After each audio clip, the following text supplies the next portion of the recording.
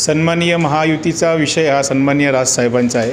एक इथे आम्ही नाशिककर आणि एक महाराष्ट्र सैनिक म्हणून साहेबांकडे मागणी केली। जसं दिल्लीत किंवा भारतात नरेंद्र मोदी हे देशाचं नेतृत्व करतात, तसं आपल्या महाराष्ट्राचं नेतृत्व सन्माननीय हे राजसाहेब आहे।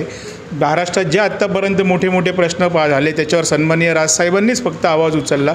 तर आमची इच्छा नाशिकमध्ये का नाशिकमधला विकास व्हावा, नाशिकमधले 6ही मतदारसंघ, नाशिकमधले येणारा कुंभमेळा यावर राजसाहेबच उत्तम प्रकारे चांगलं नियोजन करून तो पार पाडू शकता व नाशिकचा विकास करू शकता।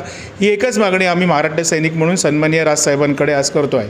म्हणजे महायुतीमधून असेल किंवा मनसेमधून असेल तो निर्णय सन्माननीय राजसाहेबांचा आहे। साहेब जे आदेश देतील एक कार्यकर्ता म्हणून आम्ही त्याचं पालन करू। तर महायुतीतनं असो, स्वतंत्र असो, महाविकास आघाडीतनं असो।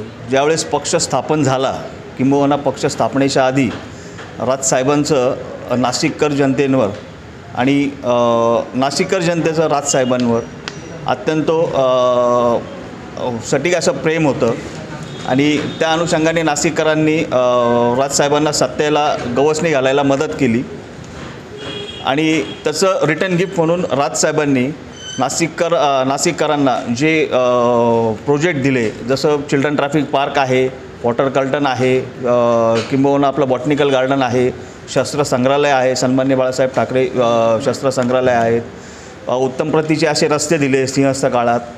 तर आमची नाशिककरांची इच्छा एवढीच आहे, तसेच सामान्य महाराष्ट्र सैनिकांची इच्छा एवढीच आहे व मागच्या सत्ता काळामध्ये महापालिकेच्या जो सिंहस्थ कुंभमेळा सन्माननीय राजसाहेबांच्या नेतृत्वाखाली यशस्वी पद्धतीने पार केला होता, तसाच येणारा कुंभमेळा हा सन्माननीय राजसाहेबांच्या नेतृत्वाखाली पण नाशिकचे खासदार म्हणून हा उत्तम प्रकारे एक नवीन असा काहीतरी दिशा दाखवणारा होऊ शकतो, अशी आमची नाशिककर जनतेची इच्छा आहे।